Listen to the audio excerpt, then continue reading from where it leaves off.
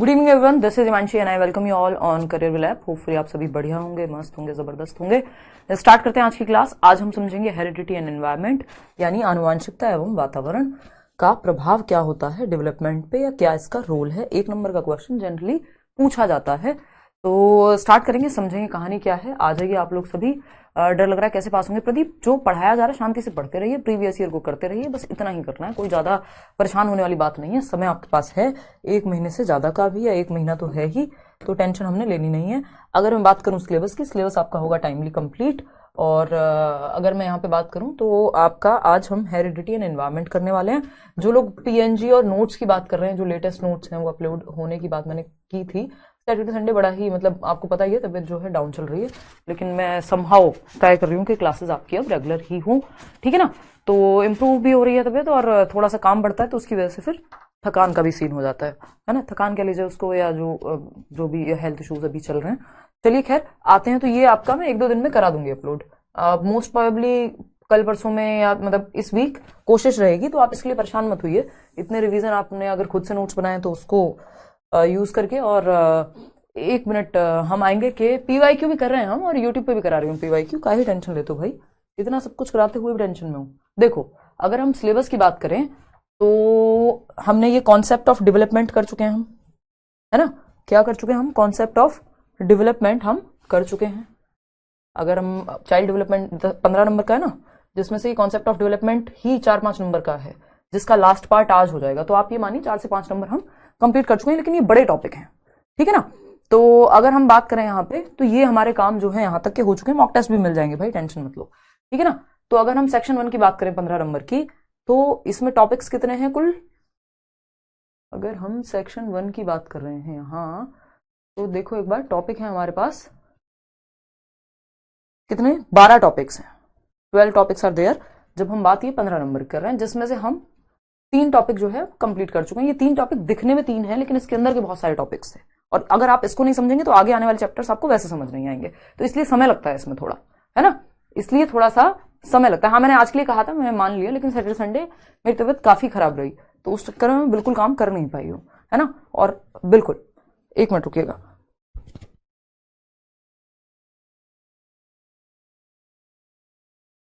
देखिएगा, तो हम बात कर चुके हैं कि डेवलपमेंट क्या है, उसके अंदर की सारी बातें, प्रिंसिपल्स ऑफ डेवलपमेंट क्या है, हेरिडिटी एंड एनवायरनमेंट हम आज कर लेंगे। तो ये 4 से 5 नंबर आपके यहां से कवर हो जाएंगे।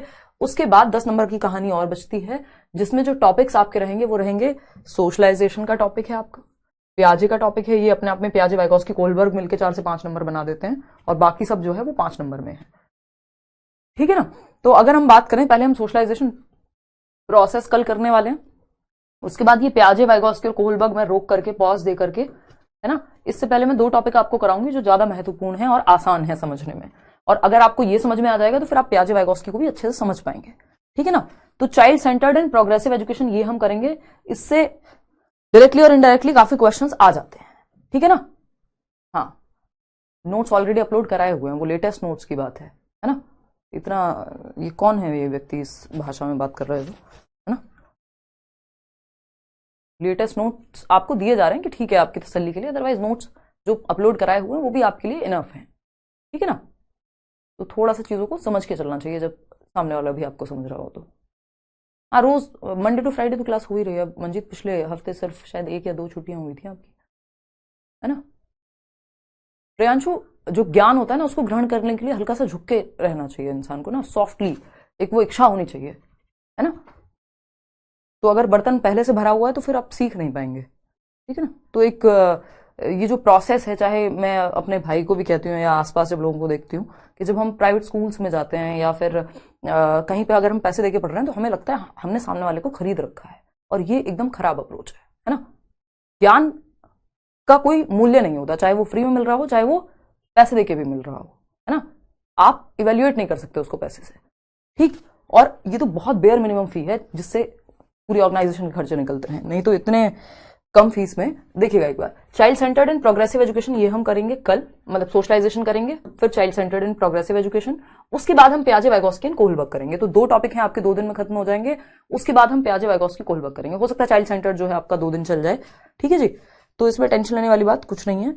एकदम मस्त आपकी मंडे टू फ्राइडे क्लास होगी 6 से 7:15 तक 7 तक, ठीक है जी। फिर आपका इंक्लूसिव एजुकेशन एक टॉपिक है, देखने में बड़ा लग रहा होगा, है भी थोड़ा सा बड़ा, और 10 नंबर का ये टॉपिक है। ये टॉपिक तो ये मान लो आपकी ये 3 टॉपिक हैं 10 नंबर के, ये अपने आप ही ऑलरेडी कवर हो जाएंगे यदि आप शुरुआत का जो वो 15 नंबर की कहानी है ना उसको अच्छे से पढ़ लें अगर, और जो 5 नंबर का इंक्लूसिव एजुकेशन है ये तो इनडायरेक्टली ही कवर हो जाते हैं। इसका मतलब ये नहीं ये मैं कराऊंगी नहीं, मैं ही कराऊंगी, ठीक है ना।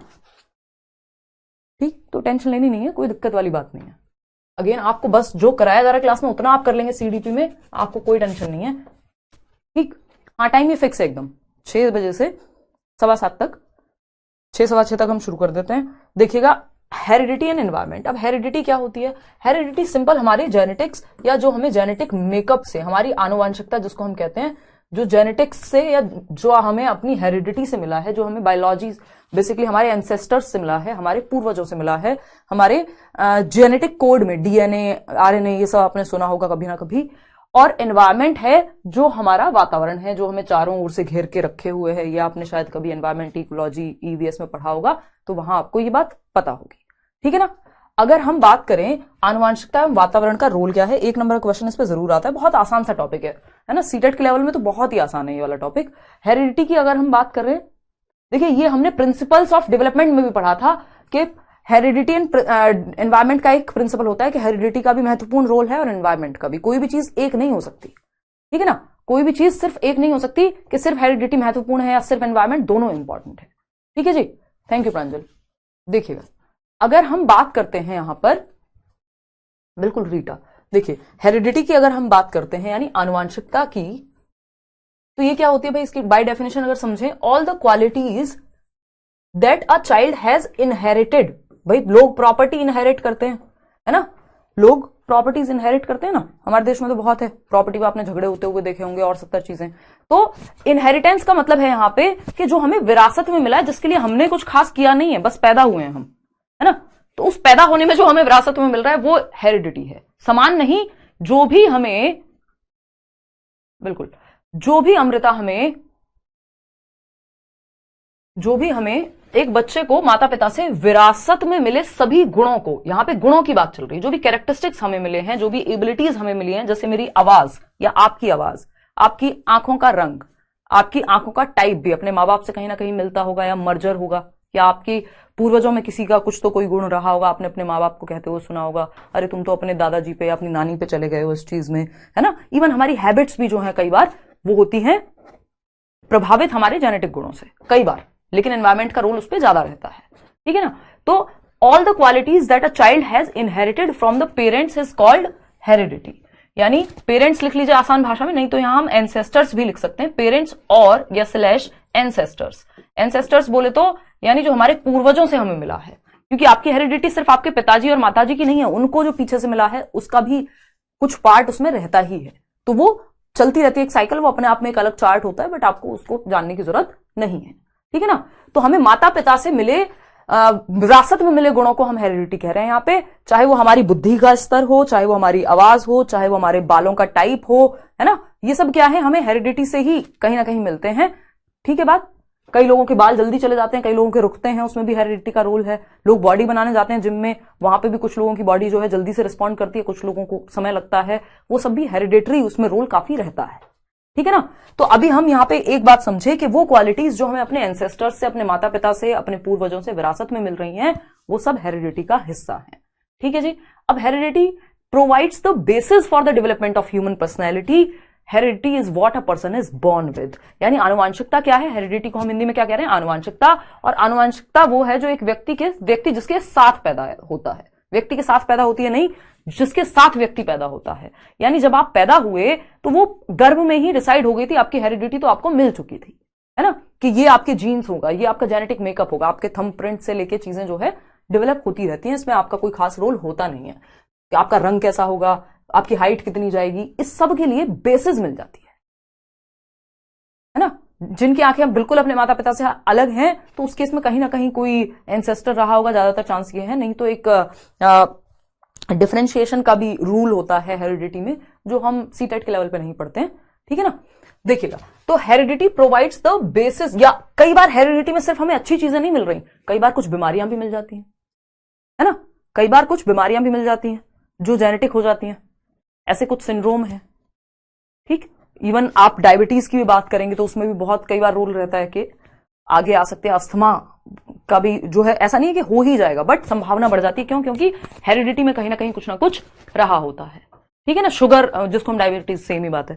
और अगर थायराइड, अगर हम बात कर रहे हैं, मतलब इनका रोल के पेरेंट्स से आपके सिर्फ अच्छी चीजें ही नहीं मिल रही होती, कई बार दिक्कतें भी मिलती हैं। ठीक है ना, कोई और जेनेटिक बीमारी है, बहुत सारी हेरिडिटरी बीमारियां हैं। ठीक, तो हेरिडिटी इसलिए हम कहते हैं भाई टाइम से जो है, अगर वुमेन प्रेग्नेंट है तो सारे टेस्ट हों, थैलेसीमिया है for that matter, blood related problem है ना, तो या HIV है तो वो भी चली जाएगी बच्चे में अगर हमने उसके लिए इलाज नहीं करवाया तो। ठीक है ना, तो गुण और रोग सब कुछ दो साइड होते हैं ना एक सिक्के के, सिर्फ अच्छा अच्छा थोड़ी मिलता है, बुरी चीजें भी मिलती है कई बार। ठीक, तो हेरिडिटी से सिर्फ अच्छे गुण नहीं, जो अगर डिजीज भी है कोई तो वो भी आगे जा सकता है। ठीक, मैं ये नहीं कह रही हूं कि जाएगा ही 100%, उसके फिर मेडिकल साइंसेज में अपनी चीजें हैं। ठीक है जी, तो अगर हम बात करें आस्था, आनुवांशिकता मानव व्यक्तित्व के विकास का आधार प्रदान करती है, यानी हेरिडिटी जो है वो एक बेस प्रोवाइड कर देती है, बेसिस है for the development of human personality. यानी आपको बेस मिल गया है ना। आपके ब्लड रिलेटेड प्रॉब्लम होती है थैलेसीमिया, जब हम RPWD एक्ट करेंगे इंक्लूसिव एजुकेशन में तब आपको पता लगेगी। ठीक है ना, मैंने भी अभी जस्ट टेस्ट कराया था, क्योंकि वैसे तो बचपन में पता लग जाता है, जेनेटिक होता है मोस्ट ऑफ द केसेस में, बट कुछ माइनर केसेस ऐसे होते हैं जिसमें अडल्टहुड में भी पता लग जाता है। तो क्योंकि मेरा जो पूरा ब्लड का हीमोग्राम है वो पूरा हिला हुआ है इस टाइम पे, 8.5 जो है हीमोग्लोबिन, दुनिया भर की चीजें, और तो उसमें एक रिकमेंडेड टेस्ट था थैलेसीमिया का कि ये भी करा ही लो, हालांकि वो आया नहीं क्योंकि किसी को है भी नहीं, बट यू नेवर नो।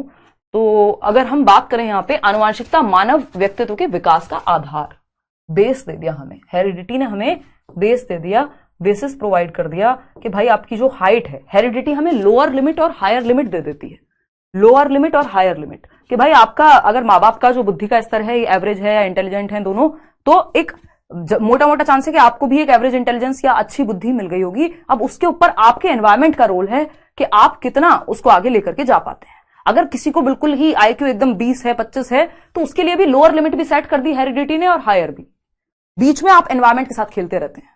ठीक है ना, तो समझते हैं कहानी क्या है। तो हमें यहाँ पे ध्यान रखना होगा कि हेरिडिटी आधार प्रदान कर देती है ह्यूमन पर्सनैलिटी के लिए, जिसमें फिर एनवायरमेंट का रोल होता है, लेकिन लोअर लिमिट और जो हायर लिमिट है वो हेरिडिटी सेट कर देती है। At the time of conception, यानी गर्भ के समय, अभी हम आएंगे उस पॉइंट पे वापस, गर्भ के समय, कॉन्सेप्शन पीरियड, प्रेगनेंसी पीरियड, जो आप कहना चाहें प्रीनेटल पीरियड, यानी प्रसव पूर्ण अवस्था। तो अगर हम देखें तो at the time of conception the union of male and female germ cells, जो मेल यानी मेल और नर और मादा की जो जनन कोशिकाएं हैं उनके मिलने से जाइगोट फॉर्म होगा। मेल जो जर्म सेल्स हैं उनको हम क्या कह रहे हैं यहाँ पे, स्पर्म कह रहे हैं, और जो फीमेल जर्म सेल्स हैं उनको हम एग या ओवा आई थिंक कह रहे हैं। ठीक है ना, तो causes the fertilization of the ovum. अब ओवम का फर्टिलाइजेशन होगा किसकी वजह से, ये जो जर्म सेल्स हैं मेल और फीमेल से मिले हुए, निषेचन जिसको हम कह रहे हैं। The fertilized egg is known as zygote. अब जाइगोट क्या है, बेसिक सी बातें जानना है हमें, जिसको हम डिम्ब कह लीजिए या युग्मनज कहते हैं। वैसे तो सिंगल सेल्ड होता है ये, यानी एक कोशिका से शुरू होकर आपका जीवन फिर मल्टीपल, या हम कहें कि बहुत सारे जो है, आप जाइगोट में एक सिंगल सेल से शुरू होता है और आप एक पूरे ह्यूमन बीइंग बन जाते हैं बाद में। ठीक है ना, तो अगर हम बात करें जो फर्टिलाइजेशन है, जो फर्टिलाइजेशन है मेल और फीमेल के जर्म सेल्स से स्पर्म और एग के मिलने से एक निषेचित अंडा बना, जिसको हम जाइगोट कह रहे हैं। ठीक है जी, अगर हम बात करें, अमरनाथ वो मिल जाएंगे, इस बार वाले जो मिलेंगे उसमें जो है बाइलिंगुअल दे देंगे हम। ठीक है, तो इसको जाइगोट कहते हैं। तो जाइगोट हैज 46 क्रोमोसोम्स, यानी मेल और फीमेल जर्म सेल्स के मिलने से क्या बना, जाइगोट बना। फर्टिलाइज्ड एग कहते हैं इसको।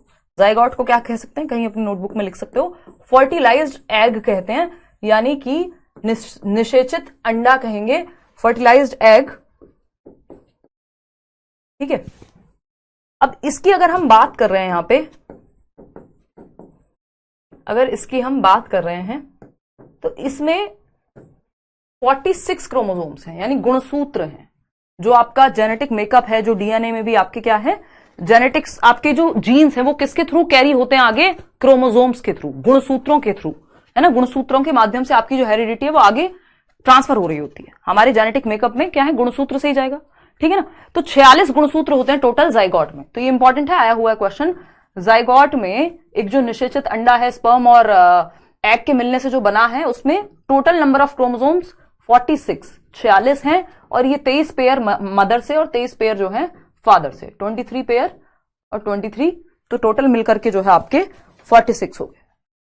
बेसिकली 23 और 23 46 हो गए। ये पेयर में वर्क करता है कि एक इधर से जाएगा मेल मदर से, दूसरा फादर से, और आपका जाकर के टोटल पेयर 23 बनते हैं। और टोटल क्रोमोसोम जो है, क्योंकि एक पेयर में कितने हैं, 2 क्रोमोसोम होंगे, पेयर का मतलब ये 23 जोड़े एग्जैक्टली, है ना। तो जोड़े का मतलब ये कि 2। तो इसको और अच्छे से समझ लेते हैं एक बार, देखिएगा। अगर हम बात करते हैं यहां पे, इस तरह से देख लेते हैं। हाँ सर जी अभी पढ़ाए हैं, हाँ शायद आपने ईवीएस वगैरह में या और साइंस में पढ़ा हो। देखिएगा, इसको थोड़ा सा मोटा मोटा समझना जरूरी है, क्योंकि इतना पूछ लिया जाता है। मैं बहुत ज्यादा डीप में नहीं जाऊंगी, क्योंकि बायोलॉजी की क्लास नहीं है आपकी, ठीक है ना। अगर हम बात करते हैं यहां, ये है एक जाइगोट, जो आप सामने देख पा रहे हैं, एक सर्कल बना हुआ है ना। क्या है ये? जाइगोट है, निषेचित अंडा कह लीजिए आप इसको। Zygote with 46 chromosomes. तो टोटल गुणसूत्रों की संख्या कितनी है? 46 गुणसूत्र हैं, जिसमें आपकी जो हेरिडिटी है, जेनेटिक्स है, जेनेटिक मेकअप है आपका पूरा, वो कैरी होगा। जो आपके जीन्स हैं वो किसके थ्रू कैरी होते हैं, किसके माध्यम से बनते हैं? तो क्रोमोसोम्स के। गुणसूत्र जो है आपके जेनेटिक्स को कैरी करते हैं। नहीं 46 प्लस 46 नहीं, 23 प्लस 23, है ना। वो टोटल पेयर 23 है, वो मैंने गलत लिख दिया था पीछे बोर्ड पे, 23 पेयर की बात हो रही थी, ठीक है ना। ये 23 जोड़ों की बात नहीं हो रही थी, कहां दिखने का। देखिएगा यहां पे 23 और 23, ठीक, जोड़े 23 हैं टोटल मिलकर के, लेकिन ये chromosome, total number of chromosomes 46 हो जाएंगे। देखिएगा, इसको फिर से देखते हैं। Zygote with 46 chromosomes, egg with 23 chromosomes. 23 chromosome जो है आपके वो आए कहां से? मदर से। एग जो है फीमेल जर्म सेल है, ये हमें ध्यान रखना है, ठीक है ना। तो 23 क्रोमोसोम आपकी मदर से आए, यानी गुणसूत्र 23 प्लस 23 ही गुणसूत्र आपके पिताजी से, स्पर्म से आए, ठीक है ना। तो ये फादर से 23, है ना। ये स्पर्म का यहां पे इन्होंने एक डायग्राम बना करके दे दिया, ठीक। तो 23 क्रोमोसोम्स मदर से, 23 फादर से। अब ये पेयर में जाते हैं, एक यहां से जाएगा, एक यहां से जाएगा, ऐसे ही 23 जोड़े बनेंगे। अब जोड़े का मतलब है कि 46 टोटल हो जाएंगे, ठीक है जी सोनिया। अभी और अच्छे से समझ में आएगी ये चीज, लेकिन आपको सिंपल ध्यान रखना है कि जाइगोट हैज 46 क्रोमोसोम्स। तो टोटल क्रोमोसोम्स कितने हैं भाई? 46 हैं, और इसमें 23 पेयर होंगे, और 23 क्रोमोसोम आपके इस पेयर में भी अगर हम देखें तो पेयर बनता कैसे है?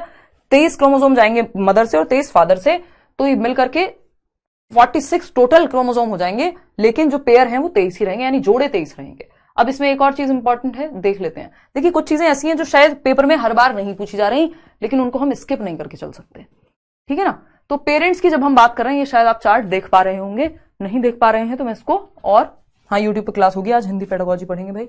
देखिएगा, अगर हम इसको जूम करके देखें तो ये कहानी ऐसे वर्क करती है, ठीक। अगर हम यहां देख रहे हैं, ऊपर पेरेंट्स हैं, यानी आपके माता पिता, ठीक है, या आप हो सकते हैं अगर आपके बच्चे हैं तो, ठीक। पेरेंट्स हैं, अभिभावक हैं आपके, ठीक। इधर हालांकि ये स्टीरियोटाइप भी कह सकते हो आप इसको, बट ये दर्शाया गया है पिंक कलर से फीमेल को और ब्लू कलर से मेल को, है ना। इसके पीछे रीजंस हो सकते हैं। तो मेल और फीमेल की जब हम बात कर रहे हैं कि ये आपकी मदर है इधर, और उधर फादर है। मदर है, मदर में जो गुणसूत्र होंगे उनका नाम होता है XX, यानी पेयर में होते हैं। किसी भी व्यक्ति में एक क्रोमोसोम थोड़ी पाया जाएगा, पेयर में ट्रांसफर होंगे। तो पेयर क्या है? XX का, जो मदर का क्रोमोसोम का पेयर है, गुणसूत्रों का पेयर है या जोड़ा है। फादर की अगर हम बात कर रहे हैं तो इनके क्रोमोसोम का नाम क्या है? X और Y, 2 क्रोमोसोम होंगे, यानी मदर में सेम क्रोमोसोम है ट्वाइस, एक जोड़े में XX, और फादर में X और Y दोनों क्रोमोसोम मौजूद होंगे, ठीक है। अब इसकी प्रोबेबिलिटी ये है कि अगर यहां से मदर की साइड से जो क्रोमोसोम गया है वो तो X ही जाएगा, क्योंकि होता ही XX है, कुछ और है ही नहीं, जोड़ा ही XX का है। फादर के केस में XY दोनों का जोड़ा है, तो XY में से या तो Y जाएगा या तो X जाएगा, दोनों एक साथ नहीं जाएंगे ना, क्योंकि जोड़ा एक ही जाएगा, यहां से एक क्रोमोसोम जाएगा, यहां से एक क्रोमोसोम जाएगा, और मिलकर के जोड़ा बनाएंगे, ठीक। तो मदर से तो X ही जाना है, निश्चित है बिल्कुल, ठीक है ना। X क्रोमोसोम गया, दूसरे केस में भी X क्रोमोसोम ही जाएगा मदर से। अगर फादर से XY में से X क्रोमोसोम आया तो XX मिलकर के फीमेल चाइल्ड का जन्म होगा, डॉटर, ठीक। और अगर मदर से तो जाना ही है, अगेन फिर से फादर से अगर X क्रोमोसोम आया तो हम ये कहेंगे कि डॉटर्स का जन्म होगा। वहीं अगर हम देखें मदर से तो एक्स आना ही है, मदर से क्या आया, एक्स क्रोमोसोम, ये पिंक कलर में है यहाँ पे। फादर से इस बार एक्स ना आकर के वाई आ गया, ये रैंडम प्रक्रिया है, ठीक है ना, इसमें किसी का कंट्रोल नहीं है, ना फादर का ना मदर का, ठीक है ना। तो एक्स वाई क्रोमोसोम का पेयर यदि बना तो इसका मतलब सन का जन्म होगा, यानी बेटे का जन्म होगा, और अगर एक्स एक्स का पेयर बना तो बेटी का जन्म होगा। सिंपल बात है, कोई दिक्कत नहीं है, ठीक है जी। तो अगर हम देखें यहां पर, बिल्कुल, तो ये बेसिक बात हमें ध्यान रखनी है, एक नंबर में पूछा भी जा सकता है। अगर एक्स वाई का पेयर है, अगर पेयर एक्स वाई का बना है तो मेल चाइल्ड का यानी बेबी बॉय का जन्म होगा। अगर एक्स वाई का पेयर बना है तो बॉय चाइल्ड यानी बेटे का जन्म होगा, और एक्स एक्स का पेयर बना है तो गर्ल चाइल्ड यानी बेटी का जन्म होगा, ठीक है। बेसिक सी बात है, ये बेसिक बायोलॉजी है, इसमें ना आपकी मदर का कंट्रोल है ना पिताजी का कंट्रोल है, ठीक। हाँ, आईक्यू बहुत हद तक जो है हेरिडिटरी या हेरिडिटी आपकी निर्धारित करती है, आपके इंटेलिजेंस को, आपकी बुद्धि को। तो अगर हम बात करें मदर और फादर की, तो एक्स एक्स क्रोमोसोम जो है वो girl child, X Y women, sorry male child X Y, ठीक। तो अगर हम यहां पे बात करें किसका इसमें योगदान है कि बेटा पैदा होगा कि बेटी, तो किसी का भी इसमें कोई रिस्पॉन्सिबिलिटी नहीं है, ऐसा नहीं कोई जिम्मेदार है इसके लिए। बट अगर देखा जाए कि उसके पीछे फैक्टर क्या है, तो वो फादर है, एक्स वाई, है ना। वैसे तो ये बायोलॉजी है, प्योर रैंडम है, बात किसी के हाथ में नहीं है।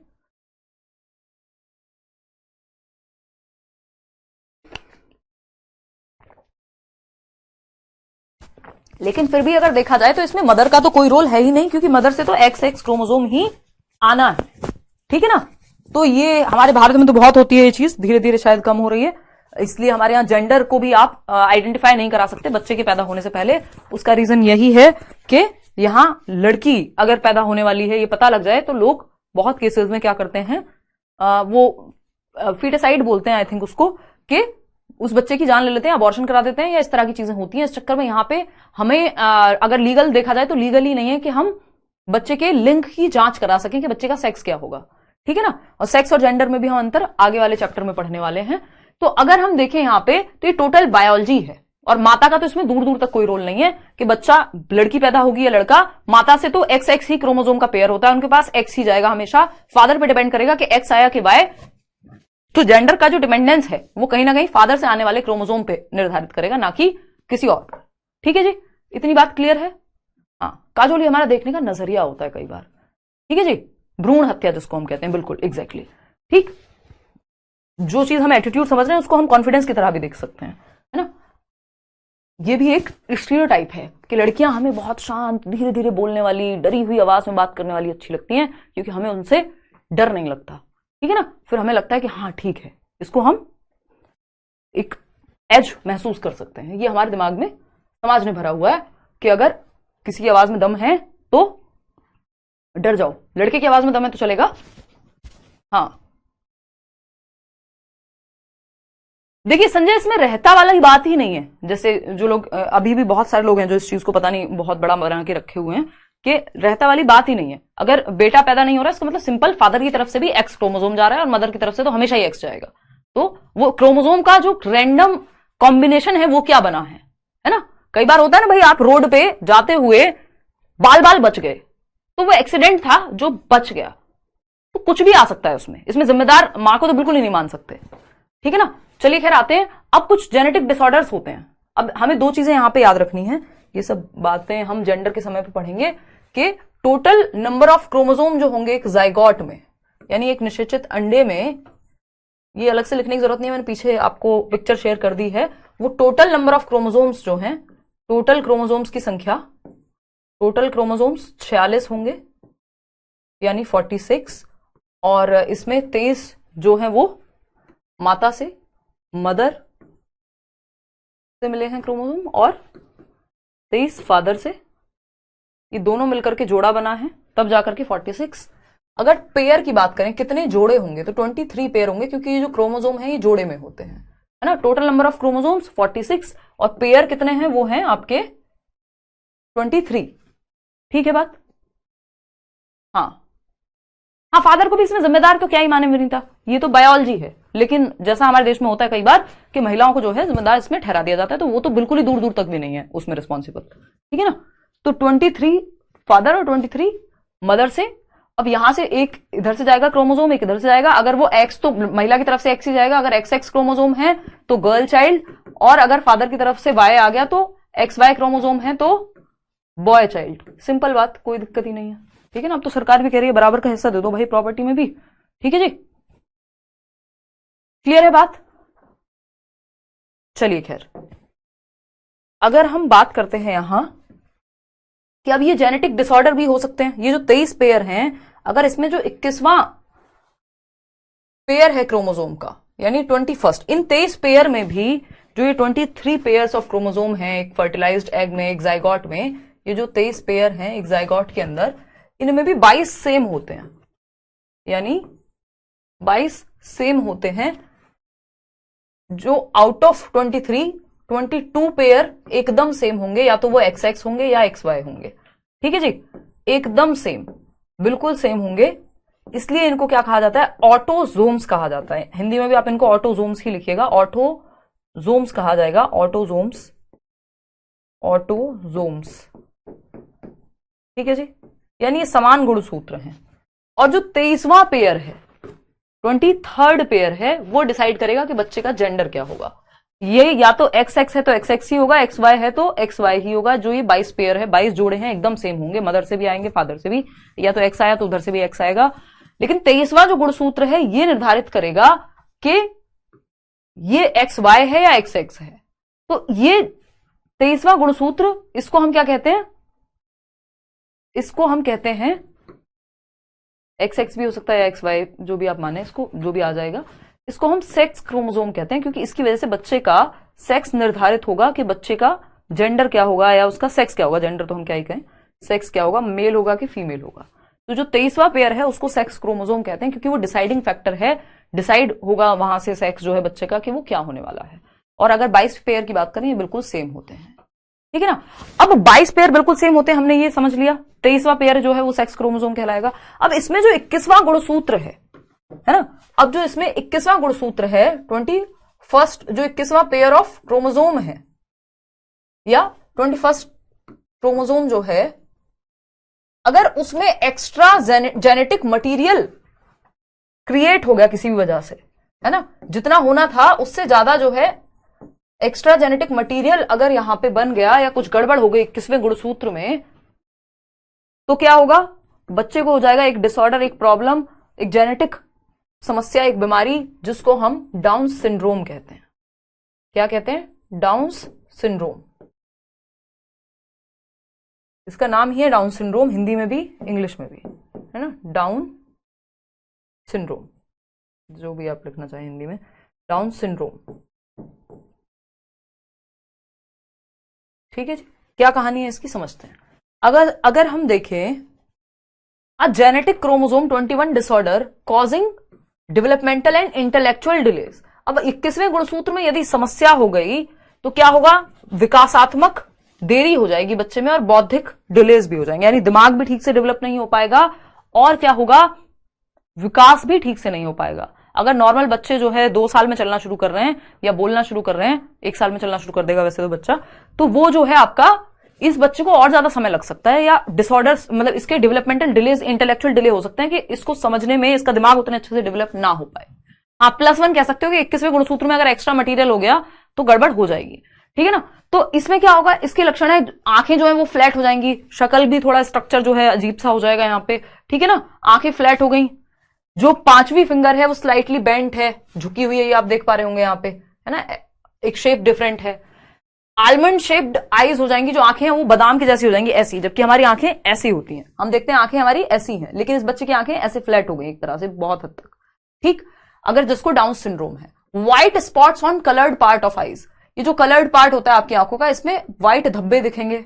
फ्लैट राउंड फेस, फेस भी आप देख रहे हो थोड़ा सा आपको डिफरेंट लग रहा होगा, यानी फ्लैट है एकदम, जो हमारा फेस है वो डिफरेंट होगा, इनका फ्लैट फेस होगा।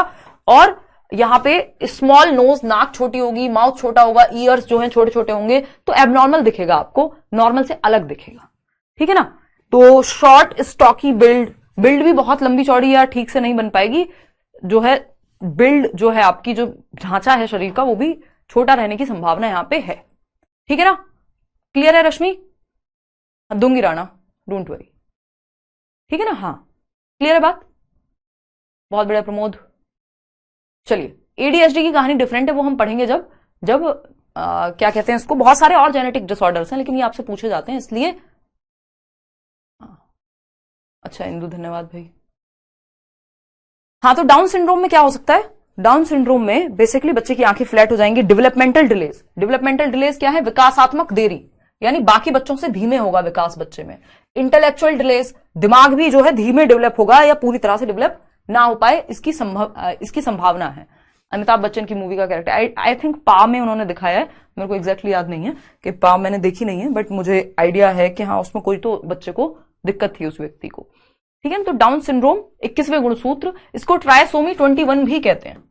ट्रायसोमी 21, ट्रायसोमी 21, ठीक है जी, ट्रायसोमी 21, क्योंकि 21वें गुणसूत्र की समस्या है। ट्राई का मतलब है जैसे पेयर बनना था तो 2 होने थे डबल, लेकिन इसमें एक एक्स्ट्रा जेनेटिक मटेरियल या गुणसूत्र आप कह लीजिए वो जनरेट हो गया, इसलिए ट्राई बोल दिया। 3 को हम ट्राई बोलते हैं ना, ट्राई कलर जैसे तिरंगा को बोलते हैं हम, ठीक है जी। चलिए स्वप्निल, समझ में आ गया ना? क्लियर बात है ये तो। चलिए आगे बढ़ते हैं। ट्रायसोमी 21 या डाउन सिंड्रोम, इसको हम कहते हैं जेनेटिक डिसऑर्डर है। अब एक और डिसऑर्डर होता है जिसको हम टर्नर सिंड्रोम कहते हैं, ज्यादातर महिलाओं में ही होता है। डाउन सिंड्रोम किसी भी बच्चे को हो सकता है भाई, तो टर्नर सिंड्रोम कहते हैं इसको। हिंदी में, अंग्रेजी में कहेंगे टर्नर सिंड्रोम, अगर आप ना पढ़ पा रहे हो तो टर्नर सिंड्रोम, और हिंदी में भी हम इसको टर्नर सिंड्रोम ही कहते हैं, टर्नर सिंड्रोम, ठीक है ना। सिंड्रोम का नाम वही रहता है हिंदी और इंग्लिश, क्योंकि मेडिकल साइंसेस की भाषा इंग्लिश ही होती है ज्यादातर। A condition that affects only females, यानी ये सिर्फ महिलाओं को ही होती है। One of the x chromosomes, यानी आपको पता है महिला में क्या होंगे, एक्स क्रोमोसोम होंगे, तो कोई जो एक एक्स क्रोमोसोम है वो डिस्टॉर्ट हो जाएगा, या मिसिंग है या पार्शियली मिसिंग है, यानी पूरी तरह से गायब है, या तो एक एक्स, या फिर डेवलप ठीक से नहीं हो पाया, ठीक है ना। तो उस केस में टर्नर सिंड्रोम हो जाएगा। अगर किसी बच्ची को टर्नर सिंड्रोम हुआ है तो जन्म के समय, उस बेसिकली तो प्रेगनेंसी के टाइम पे भी पता लग जाता है डाउन सिंड्रोम होगा बच्चे को या कुछ है इस तरह का। तो क्या होगा? शॉर्ट स्टेचर, हाइट ज्यादा नहीं बढ़ पाएगी, बहुत ही छोटी और एबनॉर्मल दिख सकती है आपको। दूसरा क्या है? हार्ट रिलेटेड प्रॉब्लम भी हो जाती है टर्नर सिंड्रोम वाली बच्ची को, यानी दिल की समस्या हो सकती है, या हो क्या सकती है, होती ही है मोस्ट ऑफ द केसेस में।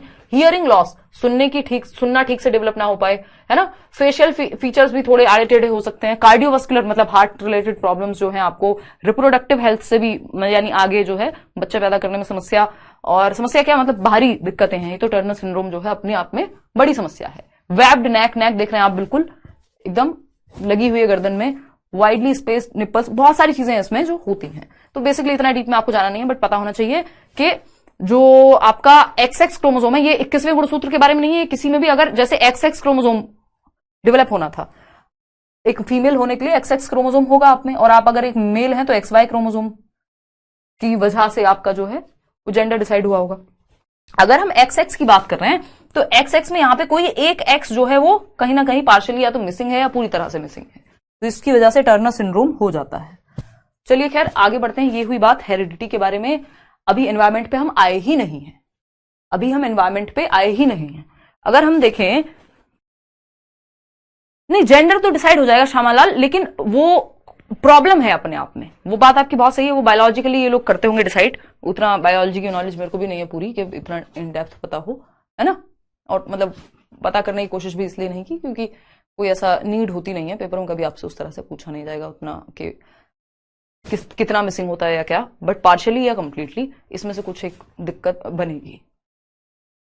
हाँ बिल्कुल मिलेंगे, 130 लेके आइए ललिता, क्या दिक्कत है। वफा कह रहे हैं कि आप मेरे मैसेज का रिप्लाई नहीं करते। यार सबके मैसेज का कैसे रिप्लाई दे सकते। अब देखिए 2 प्रकार के ट्विंस होते हैं, यानी जो जुड़वा बच्चे हैं वो 2 प्रकार के होते हैं, ठीक है। 2 प्रकार के जुड़वा बच्चे होते हैं, वो कौन से हैं, है ना। इसमें ना सबसे महत्वपूर्ण बात है हेरिडिटी और एनवायरमेंट, दोनों बहुत महत्वपूर्ण है, उस पर हम लास्ट में आएंगे, वो हर बार क्वेश्चन आता है। आइडेंटिकल एंड फ्रेटर्नल ट्विंस, यानी जो एक रूपी युग्मनज और द्वियुग्मनज जिसको हम कह रहे हैं, ठीक है। तो आइडेंटिकल ट्विंस होते हैं एक, और फ्रेटर्नल ट्विंस होते हैं। 2 प्रकार हैं जुड़वा बच्चों के। यदि जो 2 जुड़वा बच्चे यदि पैदा हो रहे हैं तो 2 प्रकार होंगे उनके, एक है फ्रेटर्नल ट्विंस और दूसरा है आइडेंटिकल ट्विंस। इनको बहुत ज्यादा डिटेल में हम नहीं पढ़ेंगे क्योंकि जरूरत नहीं है, मैं आपको बहुत ही आसानी से बता देती हूँ। ये भी आप चार्ट भी छोड़ दीजिए, क्योंकि मैं नहीं चाहती आप क्या हो, कंफ्यूज हो। आइडेंटिकल ट्विंस की अगर हम बात कर रहे हैं, पढ़ना जरूरी है क्योंकि पता नहीं आजकल कहां से क्या दे दे। आइडेंटिकल ट्विंस की अगर हम बात करें और फ्रेटर्नल ट्विंस, जो दूसरे प्रकार के जुड़वा बच्चे हैं, यानी दो बच्चे एक साथ हो रहे हैं, आपने आसपास कभी ना कभी जरूर देखा होगा। हमारे मीटअप में भी 2 लर्नर्स आए थे, वो आइडेंटिकल ट्विंस थे, और एक फ्रेटर्नल भी मुझे कोई मिला था, और मेरे इवन जो चाचा के बच्चे हैं वो भी क्या है, आइडेंटिकल ट्विंस हैं। फ्रेटर्नल ट्विंस और आइडेंटिकल ट्विंस, ये 2 प्रकार के जुड़वा बच्चे होते हैं। आइडेंटिकल का मतलब ही होता है बिल्कुल सेम, इनकी हेरिडिटी में भी बहुत ज्यादा समानता पाई जाती है, ठीक है ना। जैसे अगर मैं बात करूं, यहां पे मेरे सामने कुछ भी आइडेंटिकल रखा ही नहीं है, ठीक है ना, कुछ भी आइडेंटिकल रखा ही नहीं है, नहीं तो मैं आपको दिखा पाती। जैसे ये पेन है, इनका कलर डिफरेंट है, अदरवाइज ये बिल्कुल सेम है। तो अगर कलर भी सेम होता तो ये आइडेंटिकल हो जाते, लेकिन कुछ ना कुछ इनमें डिफरेंस है, तो इसलिए हम इसको फ्रेटर्नल कह रहे हैं। खैर यहां समझते हैं, वहां आपको अच्छे समझ में आ जाएगा, ठीक है ना। हाँ, सेम जाइगोट के फर्टिलाइजेशन, मतलब सेम, हाँ, जाइगोट के फर्टिलाइजेशन से आइडेंटिकल पैदा होंगे, और 2 अलग अलग एग अगर फर्टिलाइज हुए हैं तो सेम एग के फर्टिलाइजेशन से आइडेंटिकल ट्विन, और अगर 2 अलग अलग एग सेपरेट स्पर्म से फर्टिलाइज हुए हैं तो फ्रेटर्नल ट्विंस बनते हैं। बिल्कुल सही बात है। Thank you Anjali. बहुत सारे मैसेज आते हैं मिनाली एक साथ, लगातार चलते रहते हैं कमेंट, जैसे यूट्यूब पे चलते रहते हैं, इसी तरह से, इसी स्पीड में, उससे थोड़ा सा कम, क्योंकि कई लोग हैं जो बाद में देखते हैं। हाँ, जुड़वा मूवी में है वो मेरे करण अर्जुन आएंगे, तो वो करण अर्जुन तो फ्रेटर्नल थे, एक जैसे नहीं दिखते थे, है ना। तो अगर हम देखें आइडेंटिकल ट्विंस की, तो आइडेंटिकल ट्विंस सेम सेक्स होगा, यानी 2 बहनें हैं तो 2 बहनें होंगी, 2 भाई हैं तो 2 भाई होंगे, ठीक है ना। दिखते भी सेम है ना, सेम फेस, दिखते भी सेम है बिल्कुल, ठीक है ना। ज्यादातर चॉइसेस भी सेम होती हैं, उतना नहीं कि एक उठा तो दूसरा भी साथ उठेगा, वो मूवीज में दिखा देते हैं। फ्रेटर्नल ट्विंस की अगर हम बात कर रहे हैं यहां पे, तो फ्रेटर्नल ट्विंस डिफरेंट सेक्स के हो सकते हैं और सेम भी हो सकते हैं। डिफरेंट सेक्स पॉसिबल है यहाँ पे, भाई बहन, जुड़वा भाई बहन भी होते हैं ना। मेरा एक फ्रेंड है, वो दोनों भाई बहन जो हैं वो क्या है, फ्रेटर्नल ट्विंस हैं, ठीक है ना। तो डिफरेंट सेक्स अगर हम बात करें, एंड अगर हम बात करें किसकी, फेस भी डिफरेंट हो सकता है, फीचर्स जरूरी नहीं पूरी तरह सेम हो, डिफरेंट फेसेस भी इनके यहाँ पे हो सकते हैं, ठीक है। ये लिखने वाली बातें नहीं है, बस आपको याद रखने वाली बातें हैं। चिंकी विंकी, हाँ सही है।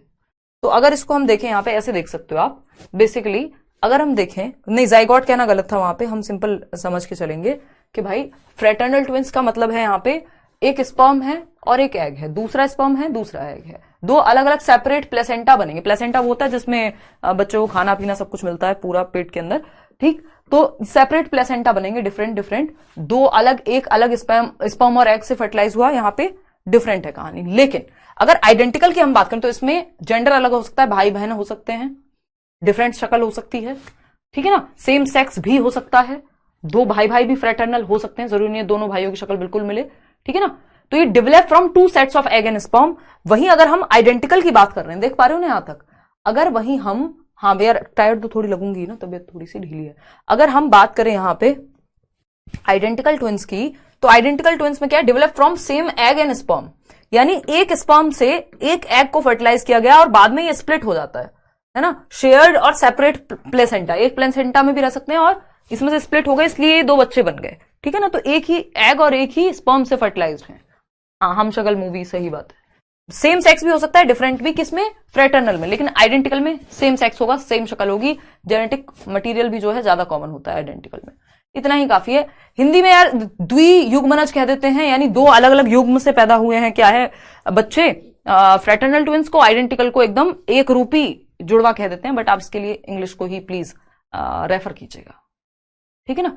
अगर हम बात करें यहां पे आइडेंटिकल ट्विंस की, ये बात हम कर चुके हैं, अब इसमें कुछ खास बचा नहीं है, ना ही ये आपसे ज्यादा पूछा जाएगा, इतना ही पूछा जाता है, उतना आपको पता है, ठीक। अगर हम एनवायरमेंट की बात कर रहे हैं, अब तक हमने हेरिडिटी की बात की हमने हेरिडिटी की बात की, अब हम एनवायरमेंट की बात करेंगे।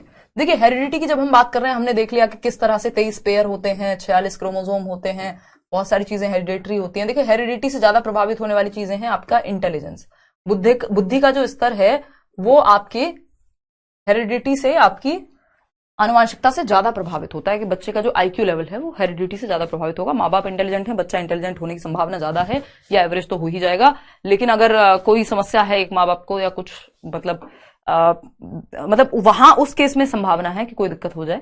नॉर्मल केस में भी कई बार ऐसा हो जाता है, exceptional cases are always there, ठीक है ना। तो इंटेलिजेंस का जो स्तर है वो हेरिडिटी से ज्यादा डिसाइड होता है। आपका हेयर का कलर, हेयर टाइप, है ना, हेयर टाइप, हेयर कलर, आपकी आंखों का रंग, आई कलर, आपका फेस का रिजेम्बलेंस, इवन आपकी वॉइस, ये सब भी आपकी हेरिडिटी से ज्यादा प्रभावित होती हैं।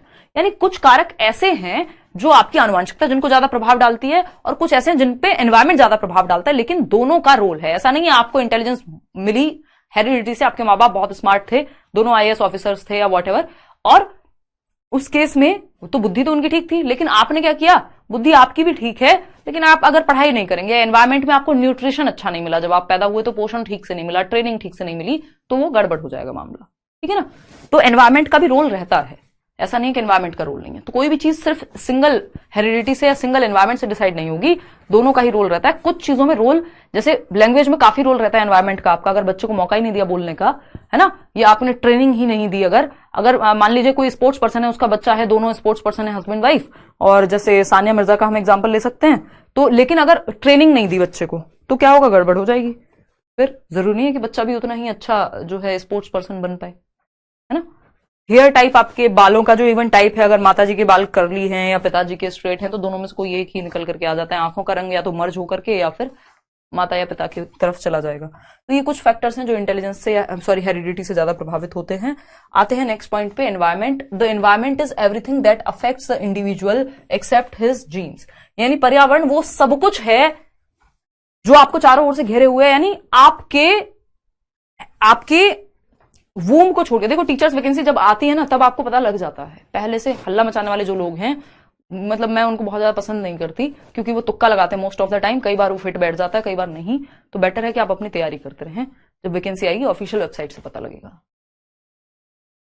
एमडी कोई टेंशन नहीं लेनी, आपको कहां से आ रहे हैं क्वेश्चन, डायरेक्ट कहीं से नहीं आ रहे। आपका कॉन्सेप्ट क्लियर है तो आपसे क्वेश्चन पूछे जाएंगे, प्रीवियस ईयर खूब रिपीट हो रहे हैं, ठीक है ना। ठीक है देवेश, तो जब वैकेंसी आएगी सबको पता लगेगा। नहीं, सिर्फ सुन लो अनुराधा, पहले समझ लो, दोबारा जब रिवीजन के लिए देख रहे हो तब आप लिख सकते हो। हाँ देखो, ज्योति बता रही है उनकी आंटी के बच्चे हैं ट्विंस। नाम ले लिया दीक्षा आपका, मेरी भी सुन लो। कौन है? दीप सुनेंगे सेशन के बाद में, मैं 5 मिनट देती हूँ ना, अभी पढ़ लेते हैं। एनवायरमेंट यानी पर्यावरण। तो एनवायरमेंट वो सब कुछ है जो आपको चारों ओर से घेर के रखे हुए है, सिवाय आपके जीन्स के। तो एनवायरमेंट यानी पर्यावरण वो सब कुछ है, सब कुछ पर्यावरण है एक्सेप्ट आपके जीन्स। जो आपको जेनेटिक मेकअप, जो आपका थंब प्रिंट है, वो एनवायरमेंट नहीं चेंज कर देगा। जो आपकी आवाज है वो एनवायरमेंट नहीं चेंज कर देगा। थोड़ा मॉड्यूलेशन आप कर सकते हो, है ना, परिवर्तन कर सकते हो। मिमिक्री करते हैं जो लोग, वो चेंजेस तो करते ही हैं, मॉडिफिएबल तो होता ही डेवलपमेंट। तो जीन्स हैं आपके, या आपको जो हेरिडिटी से इंटेलिजेंस का स्तर मिला है, बहुत ज्यादा परिवर्तन उसमें संभव नहीं होता। तो जो भी आपको जीन्स या कोई बीमारी मिली है, मान लीजिए जेनेटिक मेकअप से, तो जो मिला है उसके अलावा बाकी सब कुछ एनवायरमेंट है। हवा, पानी, जल, अग्नि, वायु, आकाश जो आप कहें, ठीक है ना। तो these factors influence the development of an individual. जैसे कि हेरिडिटी आपके विकास को प्रभावित करती है, वैसे एनवायरमेंट भी प्रभावित करता है। क्वेश्चन भी कराऊंगी, डोंट वरी।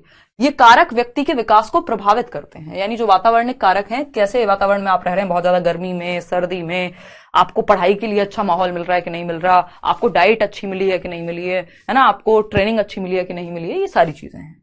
हाँ, किसी के चाचा भी आइडेंटिकल है, कोई बता रहा है, विधायक तो नहीं है, देखिएगा मजाक कर रही हूं। Environment includes all aspects of the surrounding.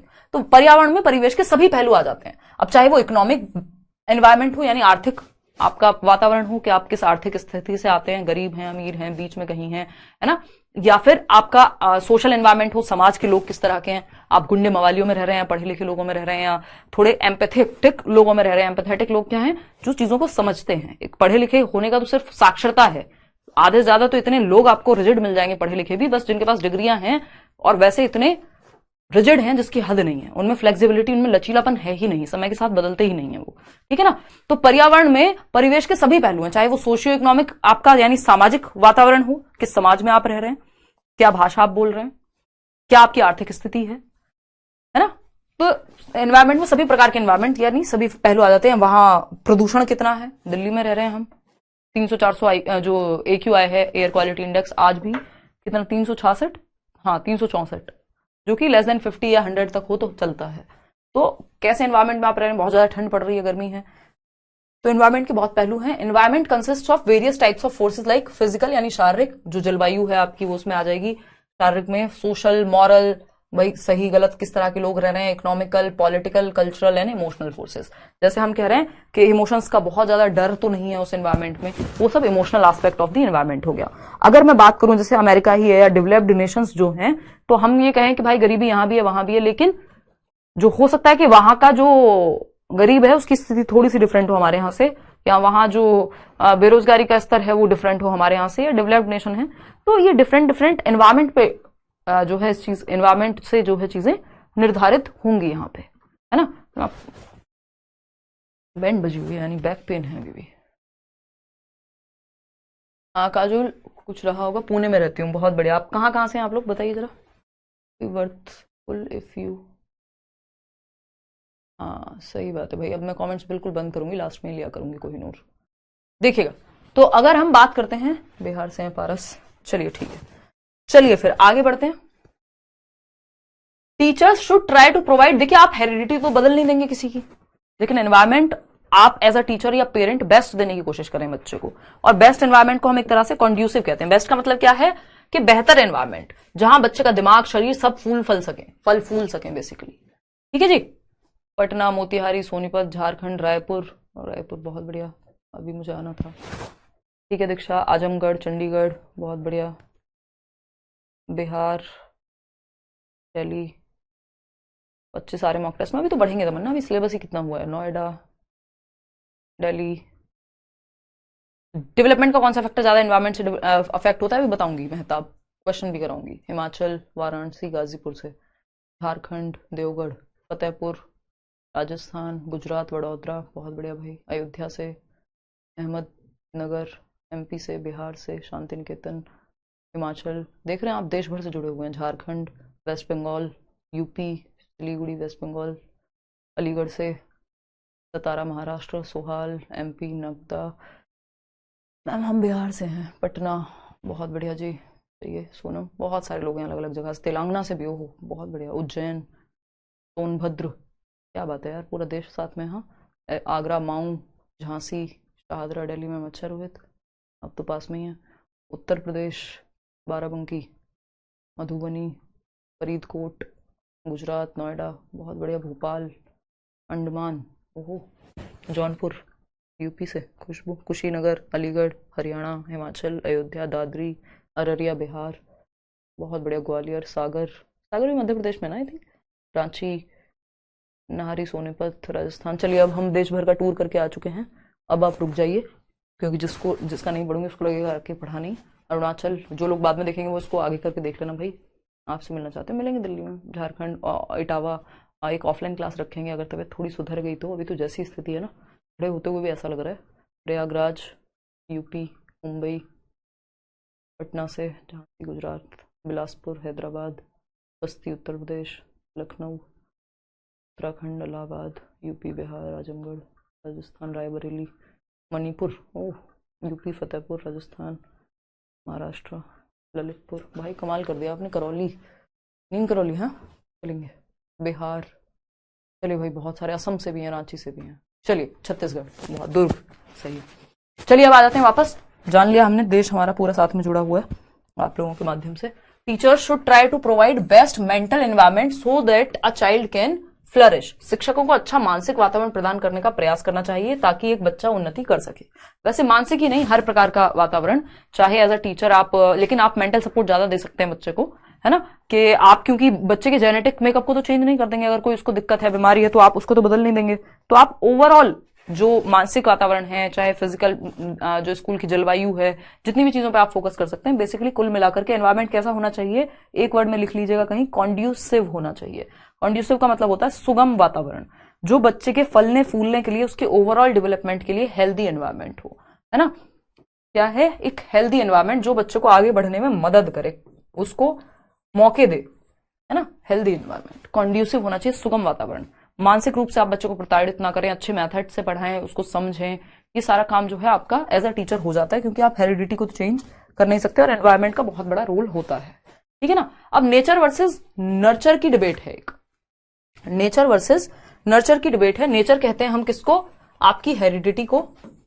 Nature किसको कहते हैं, हेरिडिटी को या आपके जेनेटिक्स को, आनुवांशिकता को। प्रकृति कह रहे हैं ना हम। देखिए प्रकृति क्या जाता है, किसी व्यक्ति की आप प्रकृति नहीं बदल सकते, यानी नेचर को चेंज नहीं किया जा सकता, हेरिडिटी को चेंज नहीं किया जा सकता, ये फिक्स्ड होती है। और इसलिए इसको हम क्या कहते हैं, हेरिडिटी क्या है, स्टैटिक है। इंपॉर्टेंट है, पूछा जा चुका है पहले। स्टैटिक है यानी स्थिर है। हेरिडिटी एक बार आपको मिल गई, जन्म के समय जो गुणसूत्र निर्धारित हो गए, आपका जेनेटिक मेकअप डीएनए बन गया हमेशा के लिए। स्टैटिक है, स्थिर है, फिक्स्ड है। और वहीं अगर मैं एनवायरमेंट की बात करूं तो भाई आप ये थोड़ी कहेंगे मेरी आंखों का रंग बदल दो, वो तो फिर आप लेंस लगा के बदल पाएंगे, है ना, या कुछ और सर्जरी कराते हैं लोग शक्ल बदलवाने के लिए, बॉलीवुड में देखा होगा आपने। तो अगर हम बात कर रहे हैं तो हेरिडिटी फिक्स होती है, आपका जो हेरिडिटरी मेकअप है, जेनेटिक्स है आपके, वो स्टैटिक हैं, स्थिर हैं। वहीं अगर हम नर्चर की बात करें, यानी पोषण कह लीजिए, नर्चर को हम पोषण कह सकते हैं। जैसे एक पौधे को नर्चर किया जाता है, नर्चर का मतलब यहाँ एनवायरमेंट से है, यानी वातावरण से है। जिस माहौल में आप रह रहे हैं उसको आप कभी भी बदल सकते हैं यदि आप सच में चाहते हैं तो। यानी एनवायरमेंट क्या है, फ्लेक्सिबल है या डायनेमिक फैक्टर है। डेवलपमेंट में डायनामिक है, परिवर्तनशील है। आज आप गांव में रह रहे हैं, कल शहर में जाइए, कल शहर में रह रहे हैं गांव में जाइए, इंडिया में रह रहे हैं अमेरिका जाइए, अमेरिका में रह रहे हैं इंडिया जाइए। यानी परिवर्तनशील है, जो वातावरण है वो परिवर्तनशील है। एनवायरमेंट को हम बदल सकते हैं, स्कूल चेंज कर सकते हैं, आप बहुत सारी चीजें आप कर सकते हैं एनवायरमेंट के लिए। एनवायरमेंट में चेंज लाने के लिए कोई आप नया ट्यूशन लगा रहे हैं, कभी आप यहाँ पढ़ रहे हैं, तो एनवायरमेंट में तो चेंज है। आप चुकंदर और लाल साग है, हाँ वो मैं कर रही हूँ। हाँ जी, चलिए आ जाइए, बहुत बढ़िया। बालाघाट, चलिए गोरखपुर, अभी तक उसी पे अटके हो, आ जाओ। हाँ मोनी, ध्यान रखने की जरूरत है, इस बार हेल्थ ठीक हो, हेल्थ नहीं बिगड़ने देनी है बस। अब तो रूटीन भी ठीक कर लिया। बहुत सालों तक मैं रात में जगने की प्रक्रिया, एक्सटेंसिव स्ट्रेस, ओवरवर्कड, है ना, पता ही नहीं है, बस काम ही कर रहे हैं, जीवन में काम ही चल रहा है और कुछ है ही नहीं। तो ये सब होते होते अभी, हाँ। तो डायनामिक क्या है, यानी पर्यावरण परिवर्तनशील है, चेंजेबल है, डायनामिक है, फ्लेक्सिबल है अगर मैं कहूं तो। लेकिन एनवायरमेंट जो है, सॉरी जो हेरिडिटी है, नेचर जिसको हम कहते हैं, वो जेनेटिक्स आपके फिक्स होते हैं, स्टैटिक होते हैं। ऐसा नहीं है आप कहें भैया मेरी हेरिडिटी बदल दो, ये वाले माँ बाप अच्छे नहीं लग रहे थे, दूसरे वाली हेरिडिटी लगवाऊंगा मैं तो अपना, क्योंकि आपका डीएनए चेंज नहीं होगा ना कभी, आपका थंबप्रिंट आप चेंज नहीं कर सकते। अब वो सर्जरी वाली बात अलग हो गई। तो नेचर और नर्चर में ये फर्क है। कौन इंपॉर्टेंट है, तो कई लोग कहते हैं एनवायरमेंट ज्यादा इंपॉर्टेंट है, कि आप व्यक्ति को अगर आप जैसा चाहें वैसा बना सकते हैं। जो बिहेवियरिस्ट व्यवहारवादी लोग हैं वो कहते हैं एनवायरमेंट ज्यादा इंपॉर्टेंट है। जो हेरिडिटी की बात करते हैं, इवन प्याजे भी, वो कहेंगे भैया, इवन वाइगॉस्की प्याजे को भी अगर मैं देखूं तो कहीं ना कहीं वाइगॉस्की मानेंगे कि ये जो वातावरण है वो महत्वपूर्ण है, नर्चर। और जो एनवायरमेंट की बात आपके प्याजे भी कर रहे हैं, लेकिन वो जीन्स की भी बहुत बात करते हैं। ठीक है ना। तो ये जरूरी है कि ये दोनों ही इंपॉर्टेंट हैं। ठीक, नेचर भी इंपॉर्टेंट है और नर्चर भी इंपॉर्टेंट है, बशर्ते आप क्या करें, नेचर की जब हम बात कर रहे हैं, दोनों ही महत्वपूर्ण हैं, बोथ इंपॉर्टेंट हैं डेवलपमेंट में, दोनों का रोल प्ले होता है। विकास जो है दोनों का गुणनफल है, यानी प्रोडक्ट है अगर मैं कहूं तो। According to Woodworth both are equally, Siwan, ठीक है जी ले लिया नाम, बिहार में है ना सिवान। अगर हम बात करते हैं, हमारे बहुत सारे सब्सक्राइबर्स हैं जो ऑफलाइन में भी हमें मिलते हैं अलग अलग जगह से। Both are important. मैं देख लेती हूँ कितना बचा है, मैं थोड़ा सा अच्छा महसूस नहीं कर रही हूँ। कल करते हैं यार इसको ना, कल करते हैं, इसमें क्वेश्चंस भी हैं इसी टॉपिक से जुड़े हुए। एक बार आज का सेशन आप रिवाइज कर लीजिएगा, कल हम इसको करेंगे। डोंट वरी, हमारे पास टाइम है, मैं आपको प्लान करके बता दूंगी कौन सी क्लास कब होने वाली है, हफ्ते का पूरा शेड्यूल आपको एडवांस में बता दूंगी, डोंट वरी। ठीक है ना। तो डेवलपमेंट बराबर हेरिडिटी इनटू एनवायरमेंट, ये बहुत इंपॉर्टेंट है, एक नंबर का क्वेश्चन वहां से आता है, तो हम कल करेंगे इसको। और हाँ, सहानी कह रहे हैं आप बहुत कम एज में सक्सेस हो गए, उसके कुछ नुकसान भी होते हैं और फायदे तो ऑफकोर्स ज्यादा होते ही हैं, है ना। चलिए खैर, तो नुकसान जो है वो हेल्थ पे दिख रहे हैं अभी। चलिए ध्यान रखिए, कल मिलते हैं। आप इतने कोई डाउट पूछ सकते हो, है ना। अभी 1 मिनट और मैं आपसे लूंगी और थोड़ा सा कल मिलेंगे। थोड़ा सा ये तो मैनेज करना पड़ेगा, थोड़ा थोड़ा मैनेज करके चलेंगे, ताकि हाँ, क्योंकि अभी अब थोड़ा सा रेस्ट चाहिए, कुछ 10-15-20 मिनट, आधा घंटा जितना मिल जाए। Okay, take care. हाँ, nature is heredity nurture is environment, ये मैं कल यहीं से कराऊंगी दोबारा, क्योंकि ये इंपॉर्टेंट भी है। नहीं, सिकल सेल नहीं है यार, वैसी कोई डिजीज नहीं है, क्योंकि अब तक होती तो इतनी उम्र हो गई है, 26 साल में पता ही लग जाता। और स्पोर्ट्स से लेके हर चीज़ में मैं एक्टिव थी। ये अंडर न्यूट्रिशन की वजह से नाटक है कि जो शादी करके यार क्या फ़ायदा हुआ उससे उससे कौन सी हेल्थ ठीक हो जाएगी है? देखिएगा एक बार, अगर हम बात करें तो वैसी कोई बीमारी नहीं है सच, न्यूट्रिशन की ही कमी है, उसको ठीक करना पड़ेगा थोड़ा। नहीं, ठीक नहीं कर सकते यार इनको, चाहे वो टर्नर सिंड्रोम हो, चाहे वो डाउन सिंड्रोम हो, ये हेरिडेटरी प्रॉब्लम से हमेशा रहती हैं। इनको आप मैनेज कर सकते हो, ठीक नहीं कर सकते। डेवलपमेंट कॉन्टिन्यूस होता है, चलता रहता है, कांस्टेंट नहीं कहेंगे, क्योंकि उसका मतलब हो जाएगा सेम रेट पे, रेट डिफरेंट रहता है। जी चांदी, मैं अभी आजकल काफी फ्रूट्स खा रही हूँ। चलिए कल मिलते हैं, कल यहीं से कंटिन्यू करेंगे और इसको समझेंगे, कोई दिक्कत नहीं है, इस पे क्वेश्चंस भी करेंगे कल बल्कि, ठीक है ना। चलो, पीएनजी भी जल्दी से जल्दी मैं कराती हूँ। देखो, अर्ली चाइल्डहुड में भी ईगो सेंट्रिक होता है बच्चा, और अडोलेसेंस में अडोलेसेंट ईगो सेंट्रिज्म होता है, लोपामुद्रा दोनों टाइम पे जो है आपका वो होता है ईगो सेंट्रिज्म। ऐसा नहीं है कि नहीं होता, कि सिर्फ अर्ली चाइल्डहुड में होगा या सिर्फ आपका तभी होगा। चलिए आज के लिए इतना ही रखेंगे फिर, थैंक यू, कल मिलते हैं 6 बजे। हाँ, जूस भी पी रही हूँ यार, बीट रूट भी। यूट्यूब पे तो मिलेंगे जहाँ तक है, और अगर ज़्यादा दिक्कत हुई तो हो सकता है मैं कैंसिल कर दूँ, बट मिलेंगे। अभी अभी तो मुझे लग रहा है कि अभी थोड़ा सा जूस वूस पीऊँगी तो थोड़ा एनर्जी वापस आ जाएगी।